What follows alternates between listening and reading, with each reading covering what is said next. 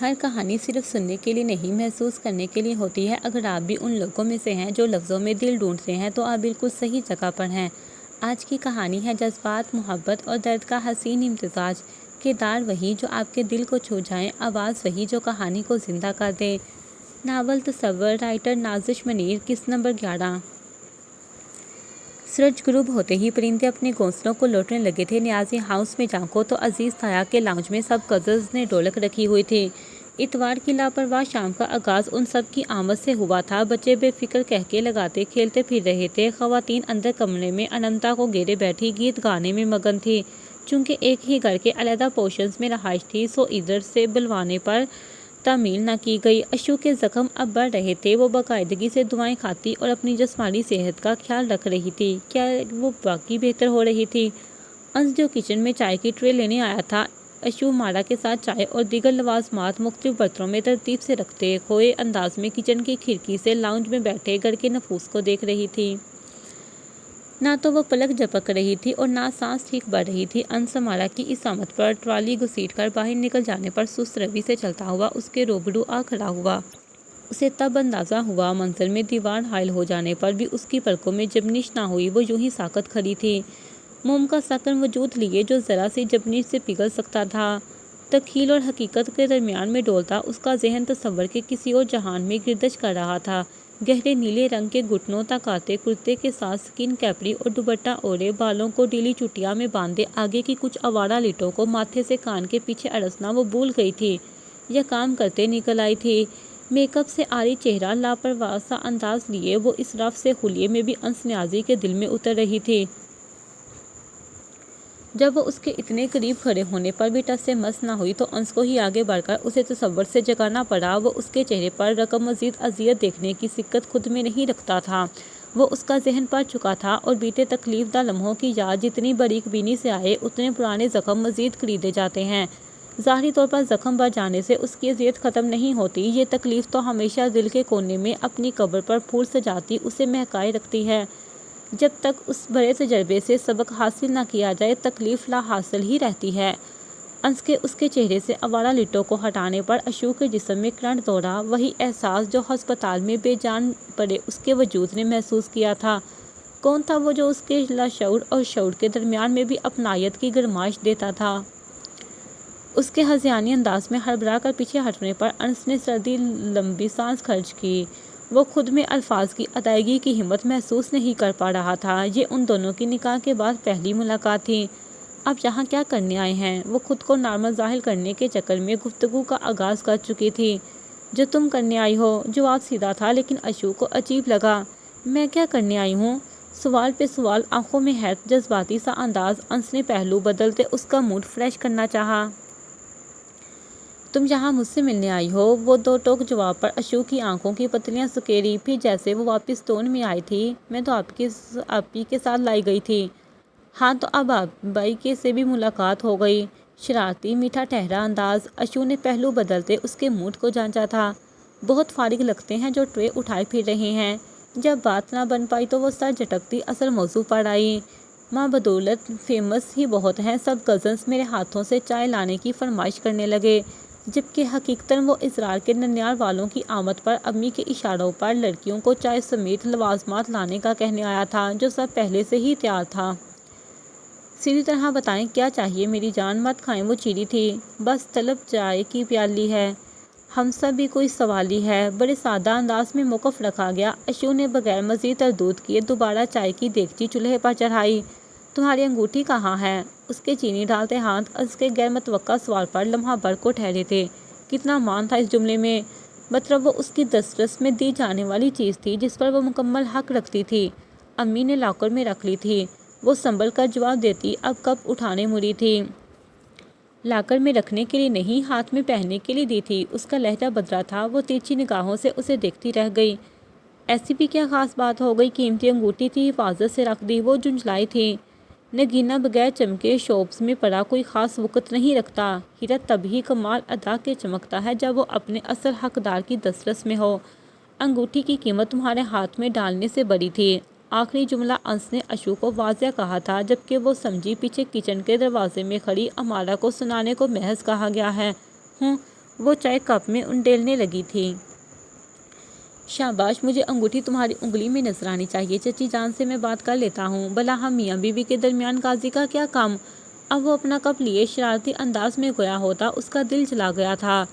چائے پینی اور پلانی پڑتی ہے، کسی بہانے بات بڑھانی پڑتی ہے۔ جو ایک شعر سے بات پر غور نہیں کرتا ان کو پوری غزل سنانی پڑتی ہے۔ جہاں یہ داد نہ ہو تو چپ بہتر۔ اپنی عزت یار بچانی پڑتی ہے، بات اگر ہو اپنی ہی منوانی تو پھر 100 بار دہرانی پڑتی ہے۔ 25 سال کا جینا کوئی کھیل نہیں، اس کے پیچھے ایک کہانی پڑتی ہے۔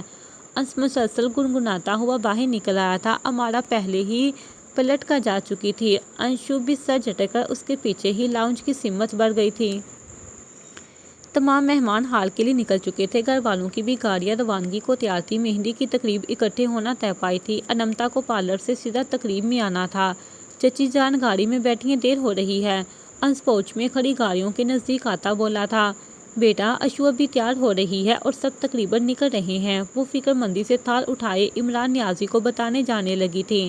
اف یہ لڑکیاں بنا۔ اس نے تعصب سے احتشام کی جانب دیکھا۔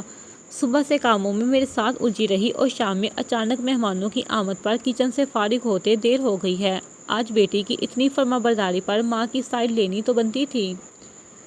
تو ایک کام کرو، اشو کو دیکھو تیار ہوئی یا نہیں، میں جا کر انمتا کو پارلر سے پک کرتا ہوں۔ احتشام نے اس کی مشکل آسان کی۔ عمران نیازی کو مختصر بتاتے وہ انہیں روانہ کرتا اندر کی جانب بڑھا۔ اوپر آ کر کمرے کے بعد دروازے پر دستک دی۔ 2 مرتبہ وقفے سے عمل دہرانے پر بھی جب اندر سے کوئی آواز نہ آئی تو وہ غصے سے پر دھکیلتا اندر داخل ہوا تھا۔ سامنے کا منظر اسے چونکا گیا تھا۔ ڈریسنگ میز کے سامنے ادھر ادھر تیزی سے ہاتھ مارتی اشو صاحبہ کچھ تلاش کر رہی تھی۔ ہرے اور گلابی امتزاج کے کامدار لہنگے پر ہم رنگ چولی پہنے، لمبے سیاہ بال کمر پر بکھیرے، روتے ہوئے سر جھٹکتی مسلسل بڑبڑا بھی رہی تھی۔ دوپٹہ بیڈ سے آدھا ترچھا لڑکا کچھ زمین بوس تھا۔ میمنی یار، یہ غلط بات ہے، تمہاری مہندی نہیں ہے جو تم دلہنوں والے سنگار کرنے بیٹھ گئی ہو۔ جس کی اصل مہندی ہے وہ پارلر سے نکل گئی ہوئی ہے اور تم ابھی تک ادھر کھپ رہی ہو۔ اس کی غصے سے بڑی آواز پر بھی اشو کی بڑبڑاہٹ بند نہ ہوئی تھی۔ دلہن کی اکلوتی بہن ہوں میں، یہاں مہمانوں کو چائے شائے پیش کرتی رہ گئی ہوں اور باقی سب مزے سے تقریب میں پہنچ بھی گئے ہوں گے۔ اللہ ان مہمانوں کا الگ حساب لے جو وقت سے پہلے ہی گھر آ جاتے ہیں۔ بندہ پوچھے سیدھے اپنے گھر سے تقریب میں آؤ، یہ کیا پہلے آ گئے؟ اب گھر والے تیار ہوں یا مہمانوں کی خدمتیں کریں؟ مسلسل رونے سے اس کا جسم ہلکے ہلکے کانپ رہا تھا۔ کچھ سر سے گردن تک اٹھتا درد شدت اختیار کرنے لگا تھا۔ اس کے ہاتھ سے جھمکا چھوٹ کر پیچھے کی جانب آ گرا۔ انس نے اپنے قدموں کی جانب دیکھتے افسوس سے سر جھٹکا، اف کہاں پھنس گیا میں، ابھی تو محتمہ تیار ہی نہیں ہوئی۔ امی کو بھی کام والی سے نہیں بلکہ اپنی اولاد کو ہی نوکرانی بنانا تھا۔ آج کے دن تو بخش دیتی۔ اب یہ منحوس جھمکا کدھر گیا؟ وہ انس کی موجودگی سے بے خبر گھومتی ہوئی جھمکے کی تلاش میں نیچے جھکی، تبھی انس نے بھی اس کے برابر جھمکا اٹھانے جھکا تھا۔ دونوں کا زور سے تصادم ہوا تھا۔ غصے سے سرخ چہرہ لیے انس مزید تپا تھا۔ غصے سے بڑبڑاتے ہوئے اشو کے ہونٹ تھمے تھے۔ دونوں سر سہلاتے 2 قدم پیچھے ہٹتے چند سیکنڈز کے لیے ساکت ہو گئے تھے۔ دونوں ایک دوسرے کے نکھرے روپ کے سامنے ٹھہر ہی تو گئے تھے۔ انس سفید کرتے شلوار پر پہلی ویسٹ کوٹ زیبتن کیے ہوئے تھا۔ اشو نے ہڑبڑا کر بیڈ سے اٹھا کر اپنا پیلا دوپٹہ گلے میں ڈالا۔ آپ کب آئے؟ وہ اس کے نقص کھلیے سے نظر ہٹاتی واپس آتی ماتھا پٹی تراشنے لگی۔ سارا رونا ہی تو اسی پر آ رہا تھا جب تم رونے کا شکر فرما رہی تھی۔ کون سی آفت آ گئی تھی جو میڈم سے تیار ہی نہیں ہوا جا رہا؟ وہ بھڑکا تھا۔ ابا کی پھپھو کے بیٹے اپنے اہل خانہ سمیت تقریب میں جانے سے پہلے ادھر تشریف فرما ہوئے تھے، بس اس لیے دیر ہو گئی، لیکن اب میری ماتھا پٹی پتہ نہیں کہاں چلی گئی ہے، مل ہی نہیں رہی۔ اس کی رونی صورت دیکھتے انس ذرا نرم پڑا تھا۔ اچھا تو رونے سے جلدی مل جانی ہے کیا؟ اشو دائیں بائیں نفی میں سر ہلاتے جھمکے پہننے لگی۔ آپی کا نمبر بن جا رہا ہے، شاید بیٹری لو ہو گئی ہوگی۔ صبح انہوں نے مجھ سے کہا تھا کہ ان کا فون چارجنگ پر لگا دوں، کاموں میں ایسا الجھی تھی کہ لگانے ان کا آئی تھی اپنا لگا دیا، اور اب ان سے بھی رابطہ نہیں ہو رہا۔ شاید ان کے سامان کے ساتھ نہ چلی گئی ہو، مجھے نہیں معلوم۔ میرا لائنر بھی نہیں لگایا کسی نے، آپی ہوتی تو لگا دیتی، میرے بال کرل کر دیتی۔ اف، اوپر سے یہ مسکارا بھی پھیل گیا ہے۔ واٹر پروف آپی لے گئی ہے، منہ بھی نہیں دھو سکتی۔ اب میرے سر پر نازل ہو گئی ہے، میں کہیں نہیں جا رہی ماتھا پٹی کے بغیر۔ اللہ جی، میں کہاں جاؤں، کیا کروں؟ وہ ایک ہی سانس میں ساری روداد سناتی روتے ہوئے ڈریسنگ کے خانے دیکھنے لگی۔ انس نے آگے بڑھ کر اس کو کندھوں سے تھامتے سیدھا کھڑا کیا۔ آخر تمہارا مسئلہ کیا ہے؟ لائنر نہیں لگا، رونے سے مسکارا بہہ رہا ہے، بال کٹ نہیں ہوئے یا ماتھا پٹی نہیں مل رہی؟ ابھی یہاں ہوتی تو اب تک دوپٹہ بھی سیٹ کر چکی ہوتی۔ آئینے میں خود کو دیکھتے نیا انکشاف واضح ہوا۔ انس کا اپنا سر اسی ڈریسنگ میں مارنے کو چاہا۔ ماتھا پٹی اتنی ضروری ہے، اس کے بغیر گزارا نہیں ہو سکتا کیا؟ وہ چیخا تھا۔ اشو نے ماتھے پر بکھرے ہینگز ہٹاتے گیلی سانس خارج کی۔ وہ چاہ کر بھی اس شخص کے سامنے اپنے مسئلوں کا پردہ نہیں رکھ پاتی تھی۔ ہمیشہ کیسے وہ اس کے لیے ساتھی بن کر آ جاتا تھا۔ ماتھے پر چوٹ کا واضح نشان تھا جو آہستہ آہستہ ٹیوب کے استعمال سے منتقل ہونا تھا۔ وہ لڑکی اس کے ساتھ تقریب میں نہیں جا سکتی تھی۔ کچھ زخم جسم سے زیادہ روح پر اثر انداز ہوتے ہیں۔ اشو کوئی مسئلہ نہیں تم۔ انس نے اس کا رخ اپنی سمت موڑا، لیکن وہ اس کی گرفت سے آزاد ہوتی دکھ سے بولی تھی۔ جس کو برداشت کرنا پڑے، تکلیف کی شدت وہی جانتا ہے۔ انس نے اپنے ہاتھ جھٹکے جانے پر تعصب سے سر ہلایا۔ تو سب سے پہلے بال بناتے ہیں۔ انس نے اشارے سے اسٹریٹنر اٹھا کر اس کے متعلق پوچھتے، اس کی ہدایت پر اشو کا رخ آئینے کی جانب کرتے اس کے بال سیدھے کرنے شروع کر دیے۔ حیرت زدہ اپنے وقت میں کھڑے وجود پر نظر ڈالی۔ کرنا صحیح، تمہارے بال سیٹ کرنے میں مدد کر سکتا ہوں۔ وہ بہت احتیاط سے کر رہا تھا کہ اچانک اس کی سی کی آواز پر اشو چونکی۔ کیا ہوا؟ وہ اس کی حرکت پر رونا بھول چکی تھی۔ کچھ خاص تجربہ نہیں ہے لڑکیوں کے بال اسٹریٹ کرنے کا تو بس۔ وہ شرارت سے نچلا لب دباتے گویا ہوا۔ اس کی انگلی ذرا سی جل گئی تھی، لیکن اس کے رونے سے جو دل جلا تھا اس کے سامنے سب خاک برابر۔ مطلب کہنا کیا چاہتے ہو؟ لڑکیوں کا تجربہ چاہیے؟ وہ اس کے ہاتھ سے اسٹریٹنر جپٹ کر تیزی سے بولی۔ خیال سے میمنی، گرم ہے، بس ہو گیا۔ وہ سوچ بند کرتا لاتعلقی سے بولا تھا۔ ادھر دیکھیں، میری بات کا جواب دیں۔ وہ کتنے حق سے اس کا بازو پکڑتی، گویا یہ بات وہ خود سے بھی نہیں جانتی تھی۔ میری توبہ، جو اپنی اکلوتی ظالم بیوی کے علاوہ کسی لڑکی کی زلفوں کا سوچوں بھی۔ وہ کانوں کو ہاتھ لگاتا اب لائنر کے متعلق پوچھ رہا تھا۔ رہنے دے، آپ کے بس کی بات نہیں ہے۔ وہ لوشن سے پھیلا ہوا مسکارا صاف کر کے چہرہ تھپتھپاتے ہوئے رسانیوں سے بولی۔ چیلنج نہیں کرو، کیونکہ ایسا کوئی کام نہیں جو انس نیازی نہ کر سکے۔ لڑکیوں کا لائنر کوئی مذاق نہیں ہوتا جسے کوئی بھی لگا دے۔ کمال مہارت سے لائنر لگانا بھی ایک آرٹ ہے جو ہر کسی کے بس کی بات نہیں۔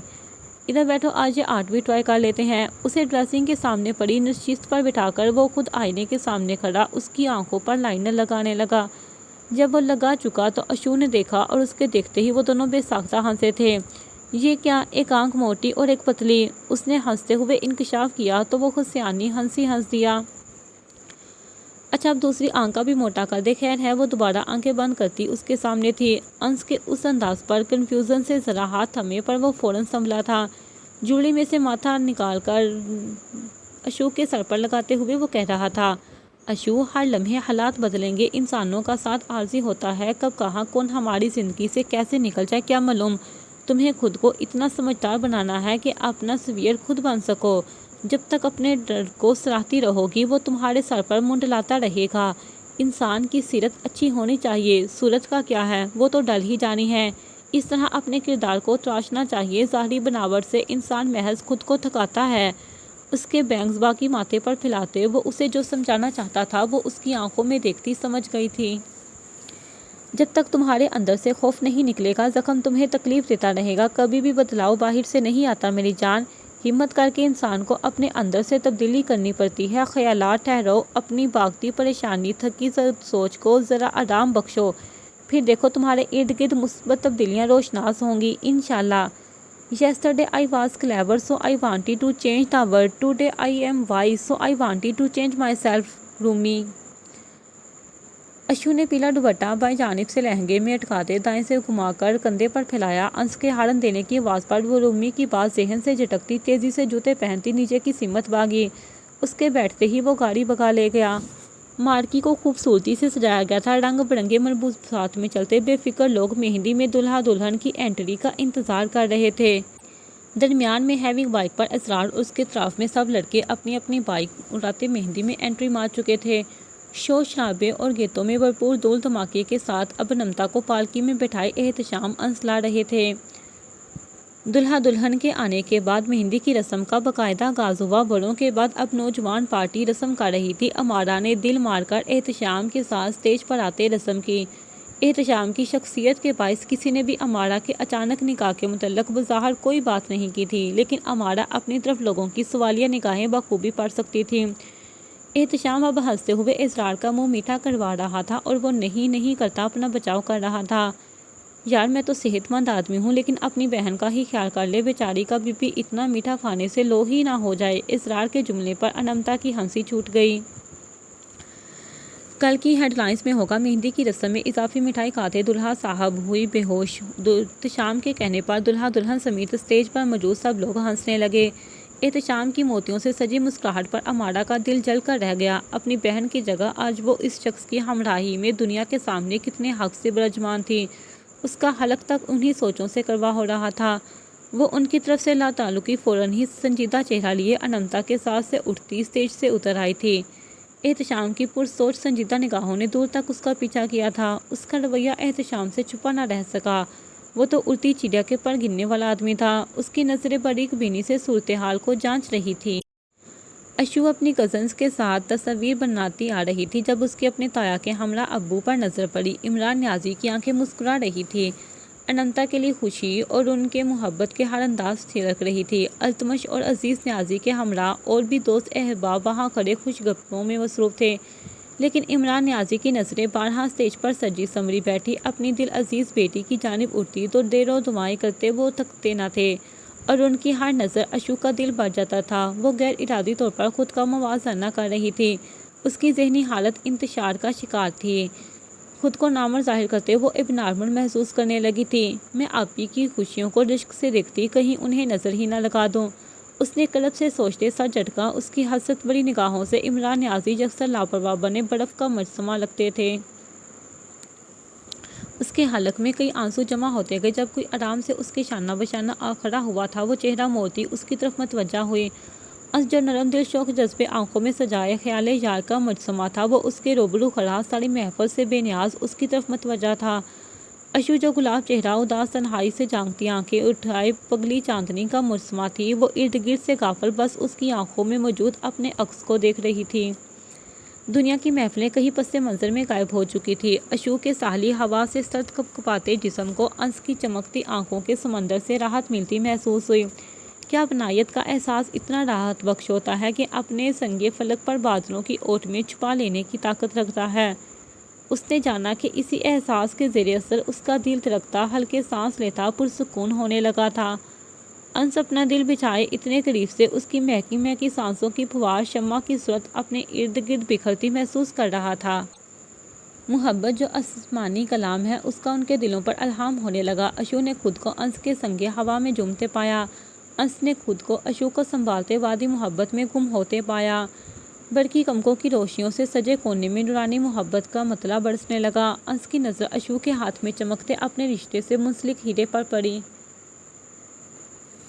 وظیفہ پڑھتی اس کی آنکھیں عقیدت کے رنگوں سے جلملائی۔ اشو نے قوس کے جلمل کرتے رقص کو ہاتھ بڑھا کر چھونا چاہا، لیکن وہ چاہ کر بھی اس کی آنکھوں تک سفر نہ کر سکی۔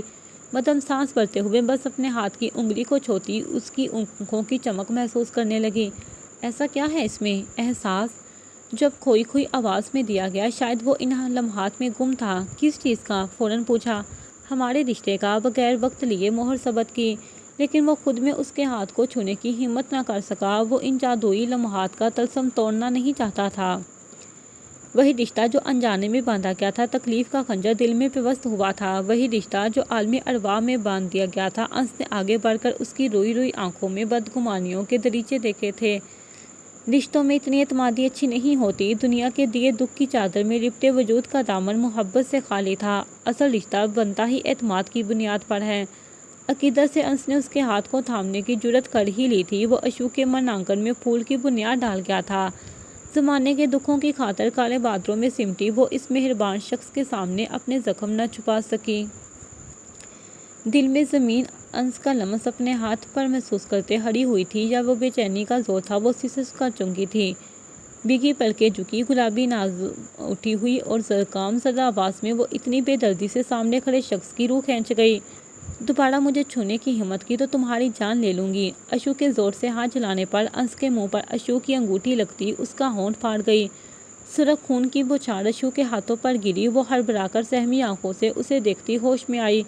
انس کے چھونے سے کیف کا ٹارچر کرنا اس کے سب کانشیس میں دبے زخموں کو ایک بار پھر سے متحرک کر گیا تھا۔ یہ مجھ سے کیا ہو گیا؟ اس کے ہونٹ پر اپنا ہاتھ رکھ کر خون روکنا چاہا۔ انس کی اس حرکت پر مسکرائے بنا نہ رہ سکا۔ درد کی ٹیسیں محسوس کرتے وہ سسکا تھا۔ اشو نے اپنے دوپٹے کا پلو اس کے منہ پر رکھا اور پانی لینے قریب ٹیبل کی طرف بڑھنے لگی جب دوپٹے پر باریک گفٹ سے اسے رکنا پڑا۔ انہی ہونٹوں نے جسارت کی ہے، سزا تو ملنی چاہیے۔ وہ جس کرب سے بولا تھا، اشو نے پلٹ کر بے چینی سے اسے دیکھا تھا۔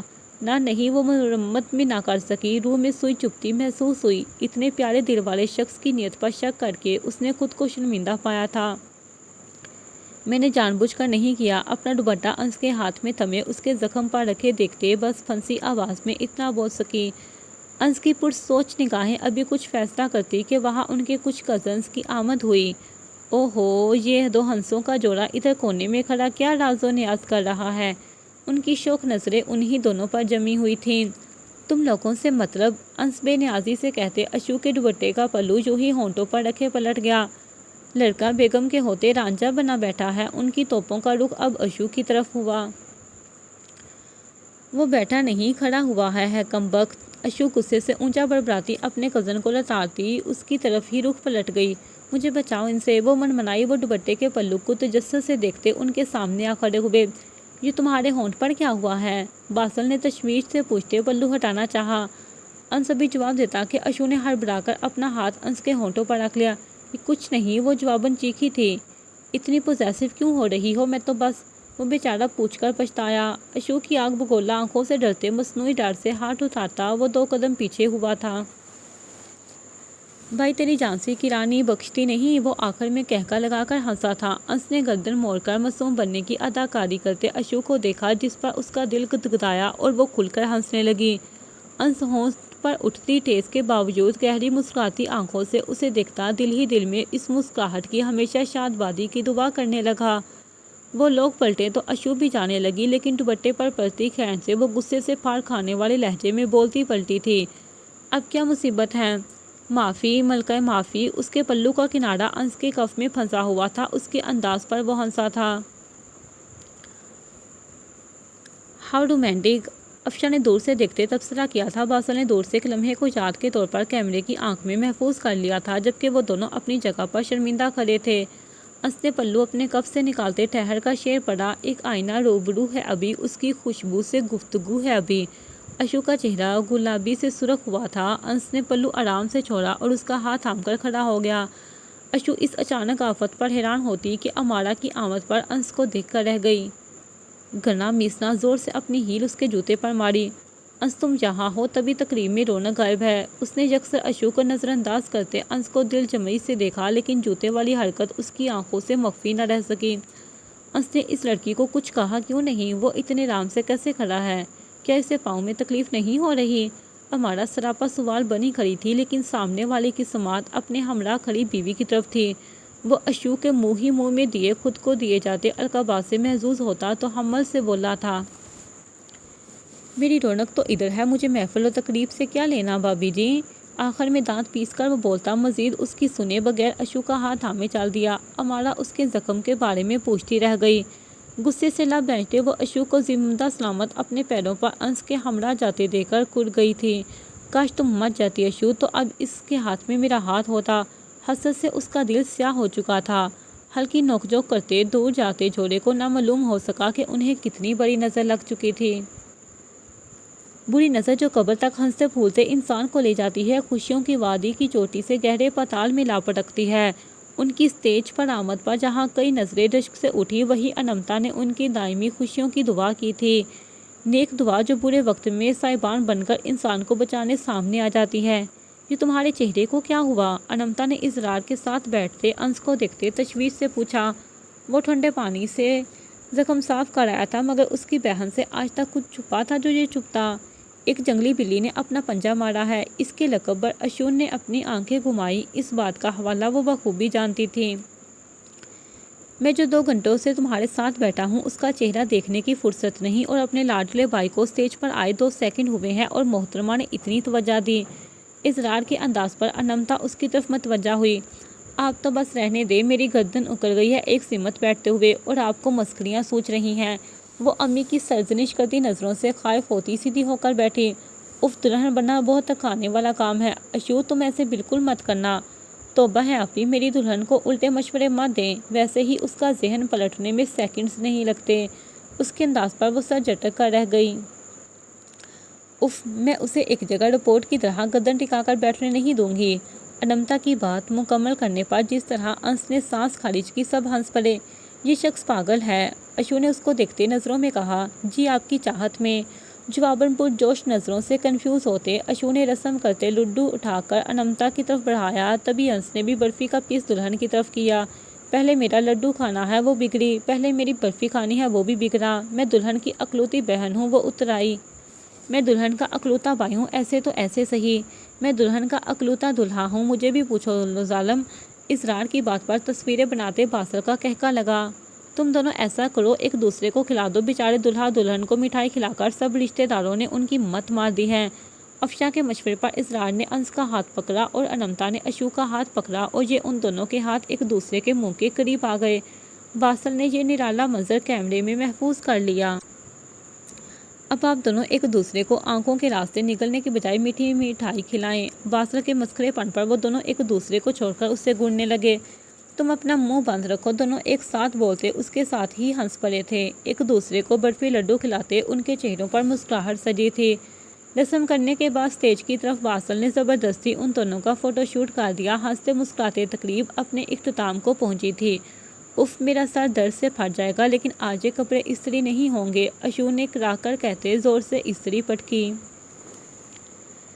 اس سے ایک کام سے انتہائی چیر تھی اور وہ تھا کپڑے استری کرنا۔ پچھلے 2 گھنٹوں سے وہ استری لیے فرش پر بیٹھی تھی۔ استری میز پر افشاں کل برات کے فنکشن کے اپنے گھر والوں کے پیک استری شدہ کپڑے نکالتے ان سے ہلکی سلوٹیں نکال رہی تھی۔ اس لیے اشو امی ابو کے جوڑے لیے نیچے دوسری استری لگا کر بڑے جمان ہو گئی تھی۔ اس لڑکی کو 2 ہفتے پہلے سے کہہ رہی تھی سب کپڑے استری کر کے لٹکا دے، پھر مہمان آ جائیں گے، کہاں وقت لگے گا، لیکن مجال ہے ماں کی ایک سنتی۔ امی سے ہوتی عزت افزائی پر اشو نے کان لپیٹ لیے۔ افشاں کھی کھی کرتی کپڑے اٹھا کر کمرے میں لٹکانے چل دی۔ اشو کے قریب امانی اور کئی چھوٹے بڑے اپنے کپڑوں پر ہلکی استری مارنے کو رکھ گئے تھے۔ چونکہ استری فارغ نہیں تھی تو وہ رکھتے گئے اور اشو کرتی رہ گئی۔ اشو بہن، میرا سور زرزی سے ابھی آیا ہے، اسے ابھی استری کر دو، اب کہاں دھوبی کے چکر لگاتا پھروں گا۔ باسل کی آمد پر اس کا میٹر گھما تھا۔ ہاں میرے بھائی، تم کیوں چکر لگاؤ گے؟ چکر تو مجھے دے رہے ہو، سب کی دوبل لگتی ہوں تمہیں جو منہ اٹھا کر کپڑے لیے آئے گئے ہو۔ جاؤ تایا کے گھر کپڑے لے جاؤ اور اپنی بہن سے بولو کرے پریس۔ اس کی جار پر وہ منہ بناتا کپڑے اٹھا کر لے گیا۔ کمال ہو گیا، جسے دیکھو منہ اٹھا کر آتا جا رہا ہے۔ 2 گھنٹوں سے میرے امی ابو کے کپڑے استری نہیں ہو رہے، ان نوابوں کے بھی کروں، وہ دان چبا کر بولی تھی جب انس کی آمد پر اسے سر اٹھانا پڑا۔ میمنی، ادھر ماسی بنی بیٹھی ہو، باہر چچی جان تمہیں آوازیں دے رہی ہیں، وہ اجلت میں بولا تھا۔ کام والی ماسی بھی آپ کی چچی نے ہی بنایا ہوا ہے، کہا بھی تھا ایک ماسی کپڑے استری کرنے والی رکھ دے، صرف 2-4 دن کی بات تھی، یہ منحوس استری سے تو نجات مل جاتی۔ اس نے چڑھ کر کہتے امی کا سوٹ پاس رکھی کرسی پر رکھا۔ 2-4 سوٹ تم نے مصیبت بنا دی، ابھی میرے کپڑوں کی پریس کون کھولے گا؟ وہ شرارت سے گویا ہوا۔ میرا سر درد نہیں، کام والی ماسی لگتی ہوں جو حکم دے رہے ہیں۔ وہ ابو کے کپڑوں کی پریس بٹھانے لگی۔ اپنے سر تاج کے کپڑے استری کرتے سر درد نہیں ہوگا، وہ چیرا تھا۔ ہاں، جیسے اب میرے کپڑے استری کر کے دیں گے۔ وہ چہرہ اٹھا کر اس کی سمت گردن کر کے غصے سے کہتی انس کو ہنسنے پر مجبور کر گئی۔ لو بھئی، میں ابھی کر دیتا ہوں۔ وہ نیچے اس کے پہلو میں بیٹھا استری کے ہاتھ سے لیتا ابو کا سوٹ کرنے لگا۔ رہنے دے، بس ہو گیا، آخری سوٹ ہے۔ وہ ہڑبڑا کر اس سے استری لینے لگی۔ اچھا تمہارے کپڑے ہو گئے؟ اس نے سرسری سا پوچھا۔ اشو کے اس کے اتنے نزدیک بیٹھنے کا اثر لیے بغیر ابو کا سوٹ پریس کرنے لگی۔ کچھ دن پہلے آرڈر دیا تھا، آج ڈلیور ہو جائے گا۔ اس کا چہرہ سپاٹ تھا۔ باہر تو اتنی بارش ہو رہی ہے، لاہور میں ہر طرف پانی کھڑا ہے، تم اس سے بہتر پہلے بازار جا کر لے آتی۔ انس کو تشویش ہوئی۔ کس منہ سے باہر جاتی؟ اس نے آہستگی سے بولا۔ جس منہ سے لڑ رہی ہو۔ اس نے بات مذاق میں اڑائی تھی۔ اشو نے غصے سے چہرہ موڑ کر اس کو گھوڑا۔ انس کو اب خیال آیا وہ کتنا نزدیک بیٹھا تھا۔ اشو کی چھوٹی سی ناک کی نتھیں غصے سے پھولی ہوئی تھی اور تیز تیز سانسیں اس کے چہرے کو جھلسا رہی تھی۔ اس کے برعکس اشو ریلیکس بیٹھی تھی، ہر احساس سے بے خبر، شکایتی آنکھیں اس سے گور رہی تھیں۔ اب آبی میرا مذاق بنائیں گے؟ اس کے الفاظ پر وہ گھبرایا۔ نہ نہیں تو کیا؟ انس کو بات سمجھنے میں دقت ہوئی۔ وہ جو ہر بات لمحوں میں سمجھ جاتا تھا، آج اس کے پہلو میں بیٹھا کنفیوز ہو گیا تھا۔ یہ چہرہ لے کر فی الحال میں باہر نہیں جا سکتی۔ اس نے شرمندگی سے اپنے ماتھے پر زخم کی طرف اشارہ کیا۔ अंश ने उसकी हिरनी जैसी आंखों में बेबसी देखते नजर उसके बैंक्स में कटे बालों पर डाली। बालों का ढीला जोड़ा कमर पर झूल रहा था, दुपट्टा गले में बेनियाजी से डाले आलती पालती मारी रफूलिये में उसके पहलू में बैठी कितनी बेचैन थी। जख्म पड़ जाते हैं, रवैयों का असर अपनी छाप छोड़ जाता है। तुम्हें मुँह छुपाने की जरूरत नहीं है, ज़ाहिरी जख्म है लेकिन उसे ज़रा सी मेहनत से ढांपा जा सकता है। अंश ने हाथ बढ़ाकर उसके बैंक्स को छेड़ा था। बिखरे बाल सुलझकर उसके माथे पर गिर गए। अशु ने तासुर से सर झटका, सारा तलस्सुम बिखर गया था। असनु पहलू बदलते गहरी सांस ली। मजाल हो जो ये बंदी दो घड़ी रोमानी लम्हे मुझ गरीब को मैसर आने दे। वो कुढ़ ही तो गया था। क्या? अशु उसकी सरगोशी सुन न सकी। मेरी बीवी बहुत बहादुर है, इसलिए वो मेरे कपड़े इस्त्री कर सकती है, बाकी उसके हिस्से में मैं कर देता हूँ। अंश ने फटाफट अब्बू के कपड़े इस्त्री कर दिए। अशु कान लपेट कर ऐसे कपड़े इस्त्री करने लगती है। ये लड़की बाहर बेशक माँ आवाज़ें देती रहे। अम्मी की आमद पर अंश चुपकर इस्त्री मेज़ की दूसरी जानिब बैठ गया। जी क्या हुआ अम्मी? अशु घबराकर इस्त्री मेज़ के सामने खड़ी हो गई। इतनी देर से बैठी हूँ, अब किचन में चलो, मैंने शीशे के कपों का सेट निकाल लो उधर से। अम्मी उसकी पिछली दीवार पर सजी बर्तनों वाली अलमारी की तरफ बढ़ी। नहीं नहीं, मेरी इज्जत का जनाजा निकल जाएगा। नीचे बैठे अंश ने पीछे से अशु का हाथ पकड़ कर हिलाया। नहीं, वो रुके, मैं निकाल लाती हूँ अम्मी, आप चले। उसने हड़बड़ाते हुए अंश को जोर से पीछे हाथ लहरा कर मारा था। हाँ, ताकि मजीद 2 घंटे इधर ही लगा कर आओ। उनकी झड़क पर अंशु को अच्छू लगा। उसने फौरन हथेली पर मुँह रखते अपनी आवाज़ दबाई। अच्छा ना अम्मी, बस खड़े लाती हूँ मैं अभी। उसने उन्हें कंधों से पकड़ते वापस मोड़ा। एक तो ये आज की औलाद, कोई हाल नहीं है, मजाल है जो जरा हिल जाए। वो बड़बड़ाती हुई बाहर की तरफ बढ़ गई। आज दोनों ने एक साथ रुकी हुई सांस खारिज की। अंश जलाता हुआ उसकी जोड़े में से निकलती लिट खींचता बाहर की जाने बढ़ गया। वो पैर पटकती रह गई। शहर लाहौर बारिश में भीग रहा था। हर तरफ जलथल ने मौसम खुशगवार कर दिया था। न्याजी हाउस के लान में झांके तो अशु मुँह बसोरे अम्मी के पास इस तरह अंदाज से हाथ में फ़ोन लिए टहल रही थी। अशु अब रोना लेकर मेरे पास आ गई हुई। जब कहती हूँ मत किया करो ऑनलाइन शॉपिंग, तब माँ की सुनती नहीं हो। अब पड़ गई ठंड, चला गया तुम्हारा बारात का सूट। गुजरात बारिश भी अचानक ही शुरू हो जाती है। इन्हें बेटी से ज़्यादा फिक्र लाहक हो गई थी। अब क्या होगा, मैं आपे की बारात पर क्या पहनूंगी? अशु का बस न चलता, कोई रेल वाले को हलाल कर देती जिसने उसका सूट लाहौर की जगह गुजरात डिलीवर कर दिया था। अभी मटकती फिरो शादी वाले घर में 100 बिखेरे पहले थे जो तुम्हारा रोना भी शुरू हो गया। माँ की डपट पर अशु ने अनमता को मदद तरफ नज़रों से देखा। तहम्मुल रखो, बारिश रुक जाए फिर जाकर लाने की कोशिश करो, मिल जाएगा कुछ ना कुछ। कुछ नहीं, मुझे एकदम बेस्ट चाहिए था। उफ, कराची से कितना ज़बरदस्त ड्रेस ऑर्डर किया था। मेरी किस्मत ही ख़राब है, कभी कुछ अच्छा नहीं हुआ। वो झुंझलाई थी। अशु बको मत, नसीब को नहीं रोते, ज़रा सी तकलीफ़ पर किस्मत को कोसने नहीं लग जाते। परेशानियाँ इसी ज़िंदगी का हिस्सा है जिसमें आइशाइशें मिलती हैं। वक्त वक्त की बात होती है, खुशी गमी साथ साथ होती है। ये क्या ज़रा सा दुख आया नहीं इंसान न शुक्री पर उतर आता है। मुश्किलात पर साबित कदम वही रहता है जो सब्र करता हो। तो हमत से मामला सुलझाने की कोशिश करना चाहिए, वरना जल्दबाजी से बनी बनाई बसात भी पलट जाती है। अनंता के कहने पर वो रूनी सूरत लिए सोफे से उठती बाहर निकल रही थी जब बाहर से आते अंश से टुकरा गई। इतना बकरा टुकड़े नहीं माता जितना आप मेरे सर से टुकराते हैं, वो गुस्सा जब्त करते बोली। You know opposite attract each other, सो हमें अट्रैक्शन ही बहुत है। यू नो बार बार खींच लाता है। अल्लाह आप भी इन्हें किसी खुशी में दावतनामा भेज दिया है। मेरा पहले ही दिमाग ख़राब है, ऊपर से इन्होंने और मगजमारी लगाती है। शर्म करो, मियाँ है तुम्हारा। अम्मी डपटते हुए उठकर मेहमान खाने की जाने बढ़ गई। अंश तुम्हारे बाजार ले जाकर कल पहनने के लिए कुछ ले देगा। उम्मीद है इस बारिश में कुछ इंतज़ाम हो जाए, क्योंकि फ़िलहाल अम्मी तुम्हें कहीं भी नहीं भेजेंगी। मेहंदी और बारात में एक दिन का वक्फा था, सब तैयारियाँ इख्तिताम पर थी। आप ही हमेशा मेरे लिए आखिर ऑप्शन क्यों होते हैं? उसने कुढ़ते हुए अंश को गुस्से से घूरा था। अब हमेशा मेरे अलावा मैडम आपके पास कोई ऑप्शन नहीं हुआ करेगा बेगम। उफ, कभी सीधी बात नहीं कर सकते। वो मज़ीद चिड़ती हरकतें सीधी किया करो, कभी हाल का काम ना करना, हमेशा रोती धोती रहा करो, फिर किस्मत को कोसने बैठ जाती हो। लगता था वो उसकी कुछ देर पहले वाली बातें सुन चुका था। हाँ तो क्या दिया है किस्मत ने मुझे? एक जोड़ा तो सही एड्रेस पार्सल नहीं हुआ, मैं कल फकीरनी लगने वाली हूँ। उसका जी चाहा अपना सर किसी दीवार में दे मारे। इतना बड़ा 6 फुट का नौजवान तुम्हारे नसीब में आ गया है, अभी भी एक जोड़े को रोती रहना। कर दी ना फकीरों वाली हरकत, ना शुक्री औरत।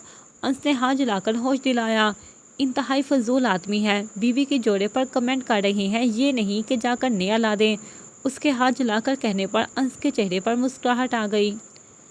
میڈم تو خادم محترم تشریف بھی اسی لیے لائے ہیں، چلے۔ اس نے تابع داری سے سینے پر ہاتھ رکھتے اسے باہر جانے کی دعوت دی۔ پہلے کہتے موت آتی تھی، اتنی بے عزتی کروانی لازمی تھی؟ وہ بڑبڑاتی ہوئی اپنے کمرے کی جانب جانے کی تیاری کرنے بڑھ گئی۔